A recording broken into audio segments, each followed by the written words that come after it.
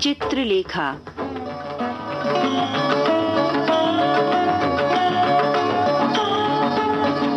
भगवती चरण वर्मा के प्रखर चिंतन से जन्मा हिंदी का बहुआयामी उपन्यास चित्रलेखा।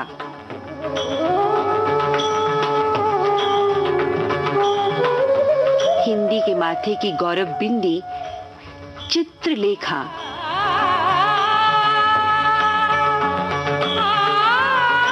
पिछली कड़ी में हमने पढ़ा कि चित्रलेखा ने बीजगुप्त के आग्रह को आज्ञा मानकर नाचना आरंभ कर दिया था। आर्य श्रेष्ठ का भवन चित्रलेखा के घुंघरों की झंकार से गूंज रहा था। आइए नृत्य के इसी सुरीले आनंद के साथ आरंभ करें आज का पठन।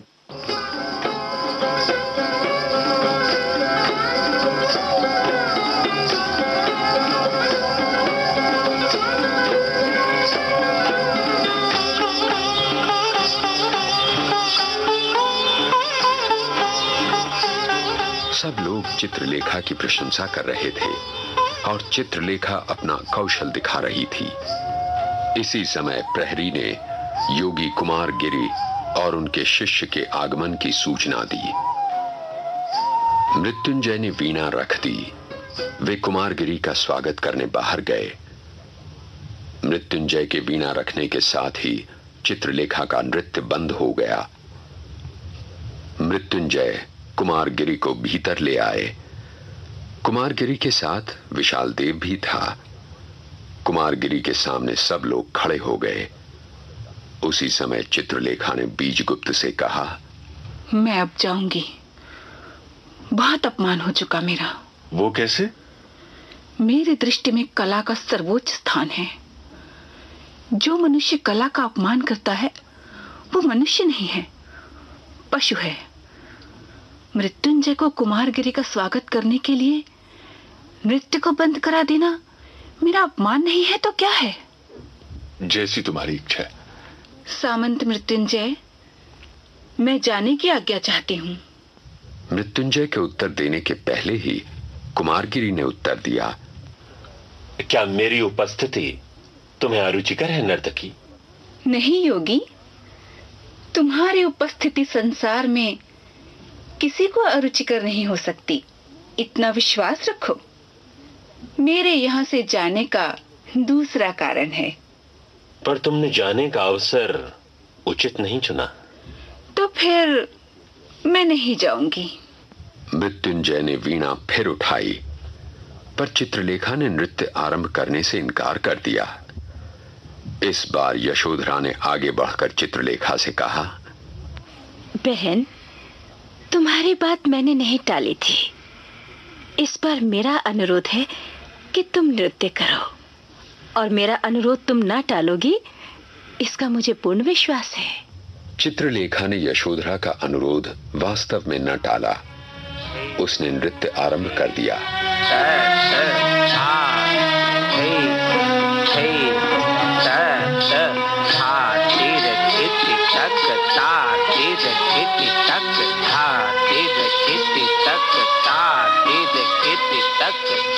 योगी कुमारगिरी ने यशोधरा की ओर देखा और थोड़ी देर तक वे एकटक यशोधरा की ओर देखते रहे।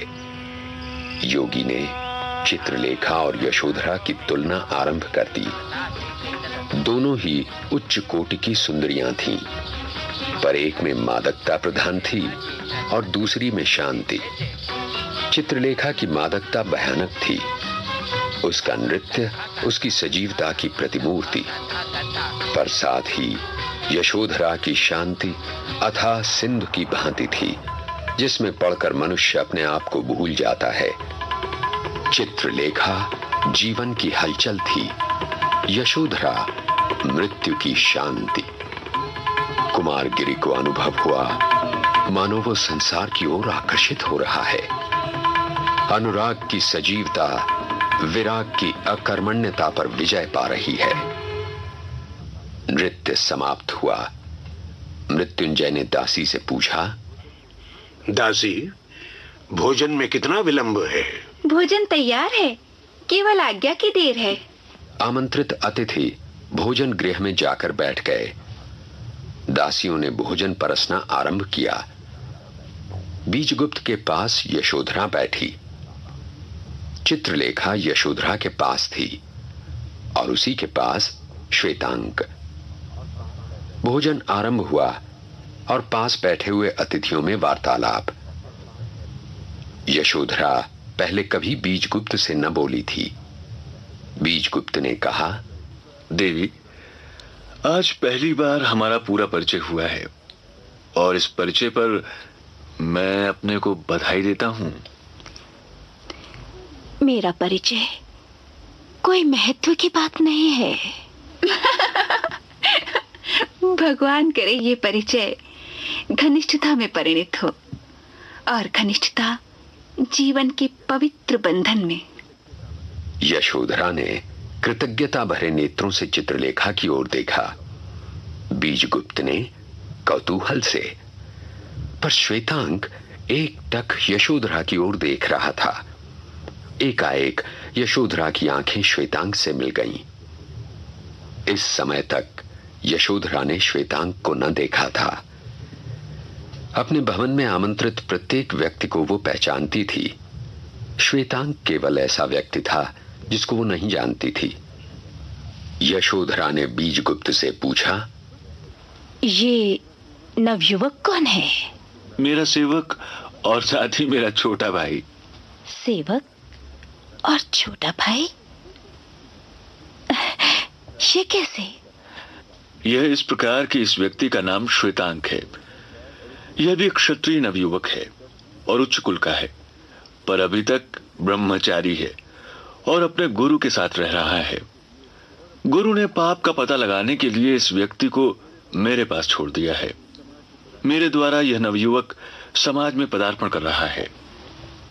पाप का पता लगाने के लिए इनके गुरु ने इनको आपके पास भेजा है?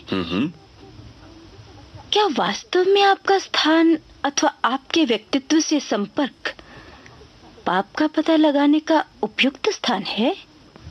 बीजगुप्त मन ही मन हंसा। कितनी भोली बालिका थी और कितनी भ्रम में थी। पापी से पापी मनुष्य नहीं कह सकता कि वो पापी है। प्रत्येक व्यक्ति अपने को अच्छा समझता है। अपने को ठीक तरह से समझना उसके लिए असंभव है। यदि श्वेतांक इस निर्णय पर पहुंचे कि मैं पापी हूं, तो मैं वास्तव में पापी हूं। यशोधरा के उर में एक ठेस सी लगी। जिस व्यक्ति के प्रणय बंधन की कल्पना से उसका हृदय प्रफुल्लित हो उठा था, वही व्यक्ति एक बहुत बड़े आचार्य द्वारा पाप का पता लगाने का उपयुक्त साधन माना गया था। उसने श्वेतांक की ओर देखा। कितना भोला और सुंदर नवयुवक था। और बीजगुप्त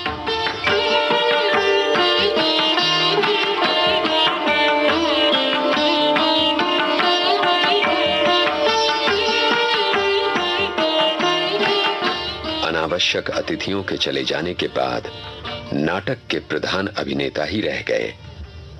योगी कुमार गिरी, विशाल देव, चित्रलेखा, बीजगुप्त और श्वेतांक, केवल इन्हीं व्यक्तियों को मृत्युंजय ने रोक लिया था।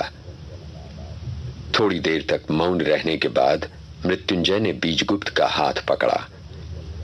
उन्होंने भरे हुए गले से कहा, सामंत बीजगुप्त, इस उत्सव में एक बड़ा रहस्य छिपा था और उस रहस्य से तुम्हारा बड़ा घनिष्ठ संबंध है और मुझे पूर्ण आशा है कि वृद्ध मृत्युंजय की बात अस्वीकृत नहीं होगी। देव, स्वीकार करना अथवा न करना प्रस्ताव की उपयुक्तता और परिस्थिति की अनुकूलता पर निर्भर होता है। आपका प्रस्ताव जैसा होगा उसके अनुसार मेरा उत्तर भी होगा। बीजगुप्त, तुम्हारा विवाह अभी तक नहीं हुआ? शास्त्रानुसार तो नहीं।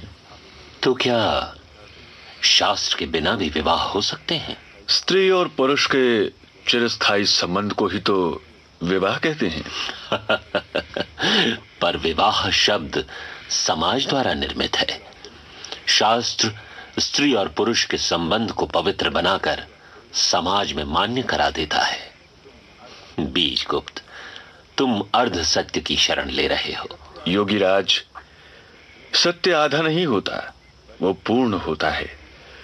पर यह तर्क वितर्क का समय नहीं है, इसलिए इस समय उत्तर देना अनुचित होगा।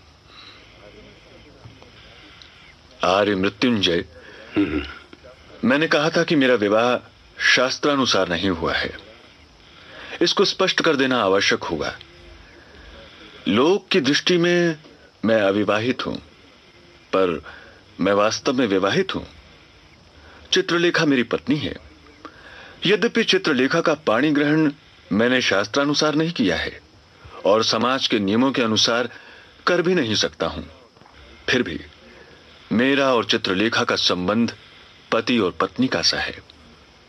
मैं प्रेम में विश्वास करता हूं और ऐसी स्थिति में मेरा विवाह करना, मैं प्रेम में विश्वास करता हूं और ऐसी स्थिति में मेरा विवाह करना असंभव है, क्योंकि मेरे प्रेम की अधिकारिणी कोई दूसरी स्त्री नहीं हो सकती।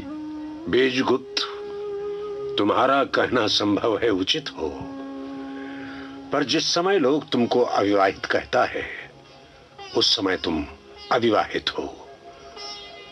रही विवाह करने की बात, वहां तुमसे मैं तुम्हारा ध्यान इस ओर आकर्षित करा सकता हूं कि विवाह पुत्रोत्पत्ति के लिए होता है और इसलिए आवश्यक है। चित्रलेखा की संतान बीजगुप्त की संतान न होगी और न वो संतान बीजगुप्त की उत्तराधिकारी ही हो सकती है। कभी इस पर भी विचार किया है? देवी चित्रलेखा। हाँ आर्य। तुम विदुषी हो, तुमसे अधिक कहना व्यर्थ है। तुम बीजगुप्त की परिस्थिति को अच्छी तरह समझती हो। आर्य श्रेष्ठ, आपका कथन सर्वथा उचित है। मैं समाज द्वारा उपेक्षिता एक नर्तकी ही तो हूं। बीजगुप्त की पत्नी होना मेरे लिए असंभव है। ऐसी स्थिति में मैं वो करने को प्रस्तुत हूं जिससे बीजगुप्त का भला हो। पर आप इतना जानते हैं कि ऐसा करने में मुझे बड़ा त्याग करना पड़ेगा। त्याग करना पड़ेगा नर्तकी? बड़ी विचित्र बात कह रही हो। तुम संभवतः अपनी मन प्रवृत्ति को भूल रही हो। तुमने एक बार मुझसे कहा था कि तुम विराग के जीवन को अपनाना चाहती हो। उसके लिए यह सबसे अच्छा अवसर है। योगीराज, यदि आप विराग पर विश्वास करते हैं और एक व्यक्ति को विराग का उपदेश दे सकते हैं, तो फिर मुझे क्यों बंधन में बंधने को बाध्य किया जा रहा है? इसलिए कि तुम विराग के योग्य नहीं हो और साथ ही तुम समाज के नियमों के प्रतिकूल भी चल रहे हो। तुम्हें यह उचित होगा कि तुम कम से कम समाज के नियमों का तो पालन करो ही। योगी, एक प्रश्न और करूंगी। क्या तुम मुझे गुरु दीक्षा देने के लिए तैयार हो?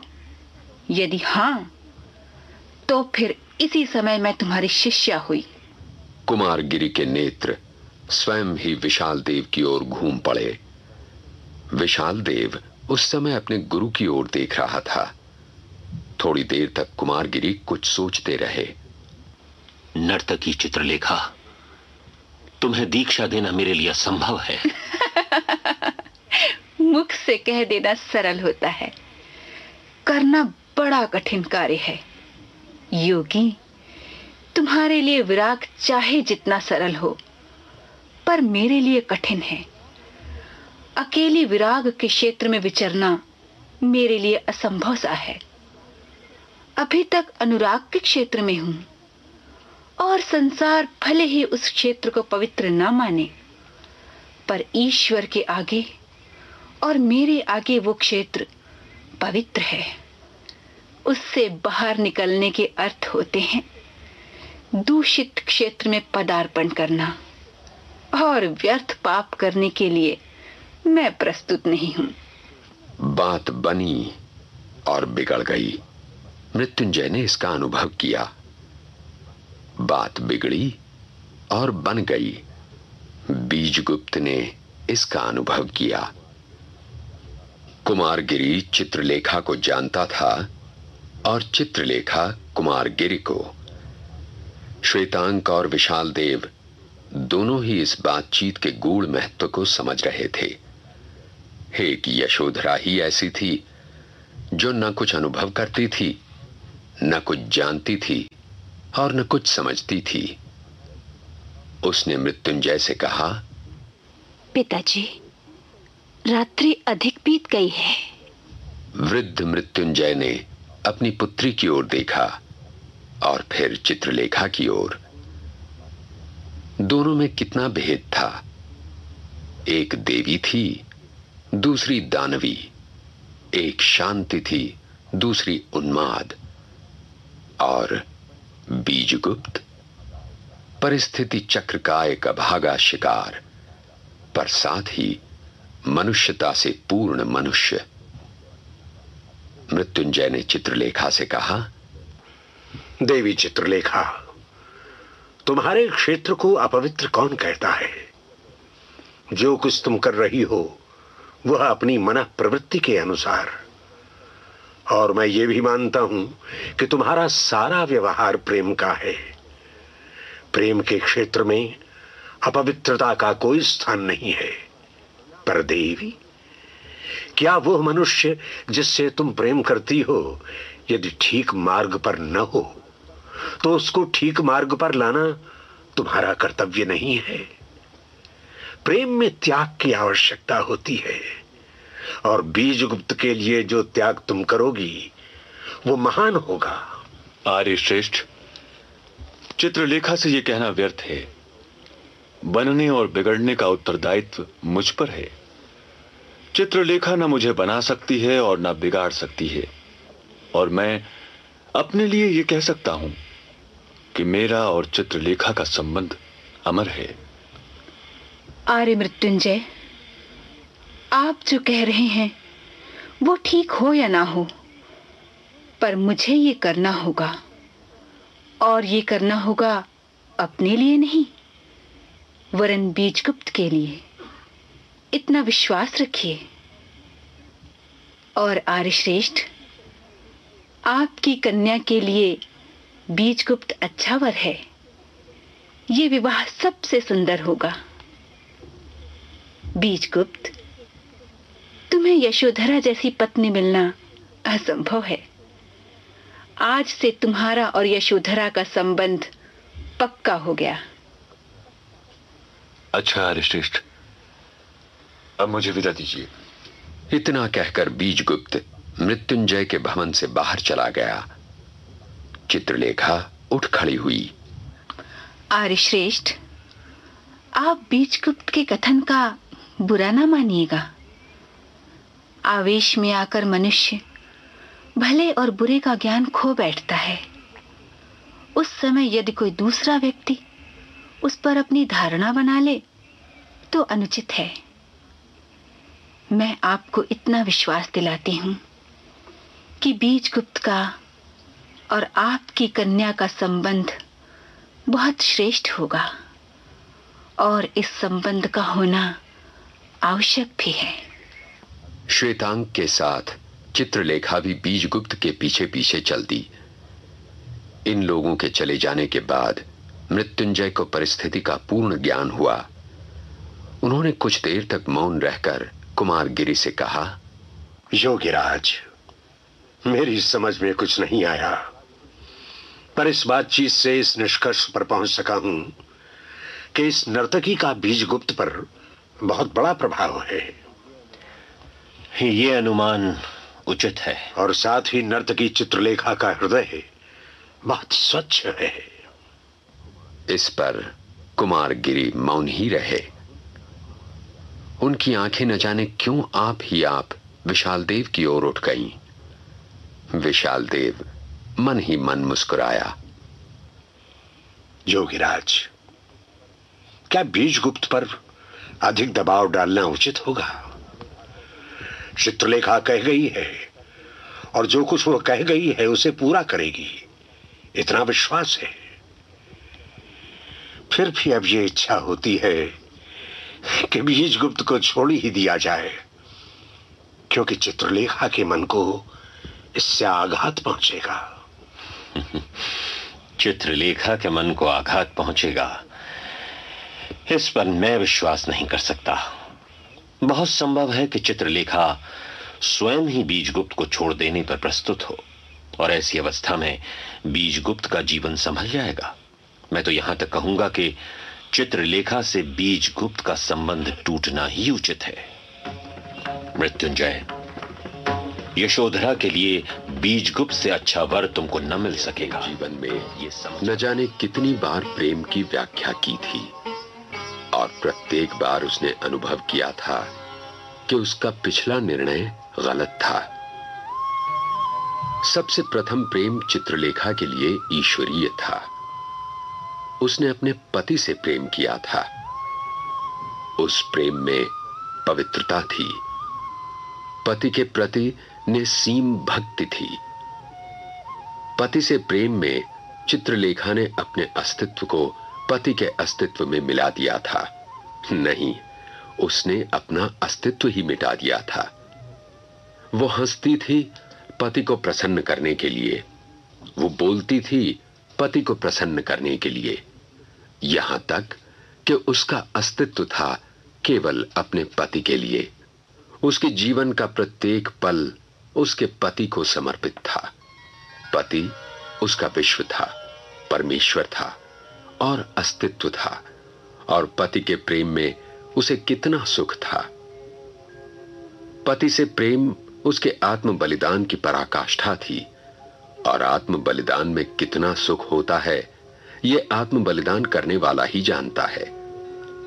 पति की मृत्यु के बाद उसका संसार अंधकारमय हो गया। उसे अनुभव हुआ कि उसकी साधना तथा तपस्या ये सब व्यर्थ गए। उसने कभी कभी आत्महत्या की भी बात सोची, पर आत्महत्या महान पाप है, वो ये जानती थी। उसे बताया गया था कि तपस्या जीवन का प्रधान अंग है और विधवा का कर्तव्य है संयम युक्त साधना। चित्रलेखा ने यह भी किया, पर यह उसके लिए कठिन था। जिस समय तक पति जीवित था वो पूजा कर सकती थी, तपस्या कर सकती थी और साधना में रत रह सकती थी, क्योंकि इन सब का एक केंद्र स्थित था, एक आधार उसके पास था। केंद्र के टूट जाने पर तन्मयता विचलित हो गई। विश्वास अपना आधार न पाकर डिग गया। इसके बाद उसने कृष्णादित्य से प्रेम किया। इस बार प्रेम दैवी न था, प्राकृतिक था। इस बार प्रेम में भक्ति न थी, केवल आत्मविस्मरण था। इस बार प्रेम में अपना अस्तित्व मिटाना न था, वरन अपने और अपने प्रेमी के अस्तित्व को एक में मिला देना था। कृष्णादित्य से प्रेम में चित्रलेखा ने प्रथम बार पिपासा का अनुभव किया। वो चौंक उठी। पिपासा के महत्व को वो न जानती थी। पति के प्रेम में तो उसने अपने को मिटा ही दिया था, फिर पिपासा कैसी? इस बार चित्रलेखा ने अपनी इच्छाओं का अनुभव किया। अपने उद्गारों के उग्र रूप को देखकर वो पहले तो कुछ डरी, फिर उसे सुख हुआ। इस बार उसने अपने जीवन का अनुभव किया। प्रेम भक्ति नहीं है, इसलिए एक ओर से नहीं होता। प्रेम संबंध है, वो दोनों ओर से होता है। प्रेम आत्मा के पवित्र संबंध को कहते हैं। प्रेम में कंपन होता है, पिपासा होती है, आत्मविस्मरण होता है। वहां तृप्ति का कोई स्थान नहीं। प्रेम में आत्म बलिदान होता है, पर वो एक ओर से नहीं, दोनों ओर से। कृष्णादित्य भी चला गया। इस बार चित्रलेखा ने देखा कि प्रेम अमर नहीं है। एक पवित्र स्मृति प्रतिदिन धुंधली होती हुई मिट भी सकती है। बीजगुप्त चित्रलेखा के जीवन में आया। इस बार चित्रलेखा ने प्रेम में केवल पिपासा और कभी कभी आत्मविस्मरण का अनुभव किया, आत्म बलिदान का नहीं। इस बार उसने प्रेम की मादकता को देखा। इस बार प्रेम के साथ उसने ऐश्वर्य तथा भोग विलास के मनोहर रूप को देखा। चित्रलेखा ने एक नई बात और देखी। जीवन में केवल प्रेम ही नहीं है और न प्रेम जीवन का एकमात्र आधार है। प्रेम के साथ अन्य उद्गार भी होते हैं। उसने ये देखा कि स्वयं प्रेम केवल कुछ दिनों तक के सुख का आधार हो सकता है। उसके सुख को स्थायी बनाने के लिए आत्मविस्मरण होना आवश्यक है, पर आत्मविस्मरण प्रकृति से असंभव है। इसलिए आत्मविस्मरण को उत्पन्न करने के लिए मदिरा की आवश्यकता होती है। इसके बाद वो कुमारगिरी की ओर आकर्षित हुई। कुमारगिरी युवा था, सुंदर था, प्रतिभावान था। कुमारगिरी की ओर वो बिना अपनी इच्छा के ही आकर्षित हुई। वो ये समझती थी, पर क्या वो अपनी इच्छा को जानती भी थी? चित्रलेखा कुमारगिरी से प्रेम करने लग गई, इस बार अपने प्रेम के आधार बीजगुप्त के उपस्थित रहते हुए। इसलिए चित्रलेखा को कुमारगिरी के पास जाने का साहस न हुआ था।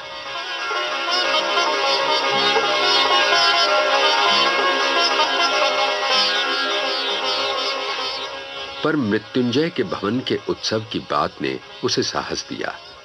साहस के साथ उसकी मनुष्यता को धोखा देने का एक बहाना भी दिया। उसने मन में कहा, बीजगुप्त को सुखी बनाना मेरा कर्तव्य है। उसे मुक्त कर देना ही मेरा महान त्याग होगा और उसके जीवन को सार्थक बनाना होगा। मुझे बीजगुप्त को छोड़ देना ही पड़ेगा, सदा के लिए छोड़ देना पड़ेगा।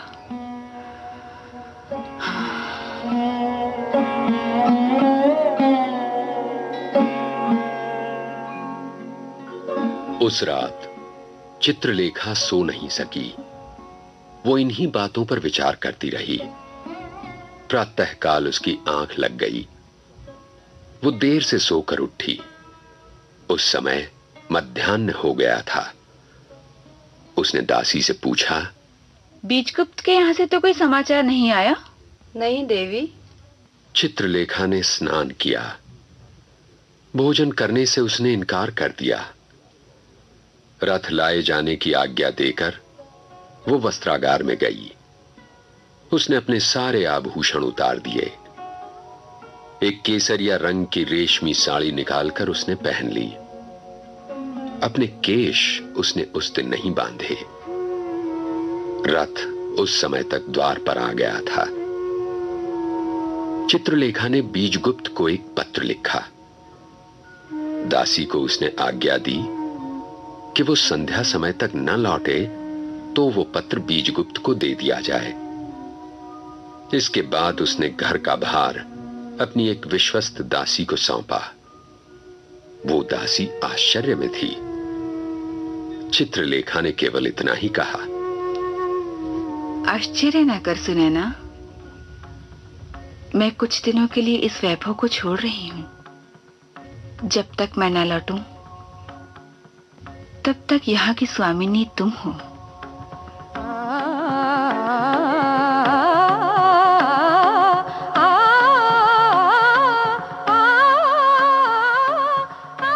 रथ पर बैठकर उसने कुमारगिरी की कुटी को प्रस्थान किया। राजमार्ग पर रथ छोड़कर चित्रलेखा ने रथवान से कहा, यहीं ठहरो। यदि दोपहर तक मैं ना लौटूं तो तुम रथ ले जाना, फिर मेरी प्रतीक्षा ना करना।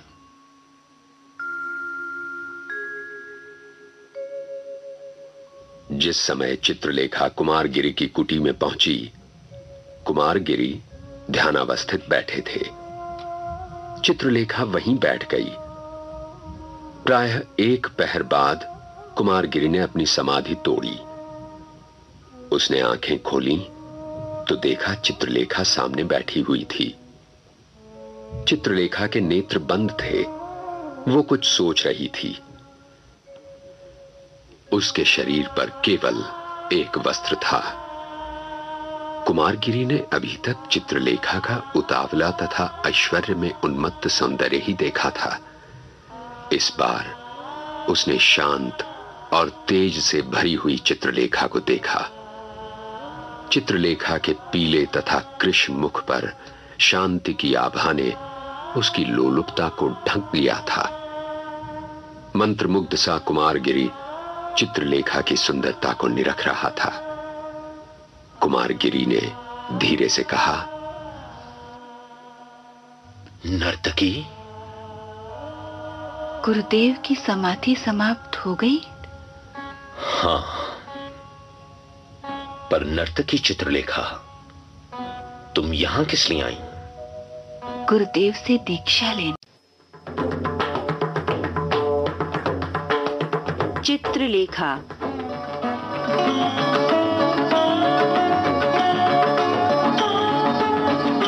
भगवती चरण वर्मा के प्रखर चिंतन से जन्मा हिंदी का बहुआयामी उपन्यास चित्रलेखा।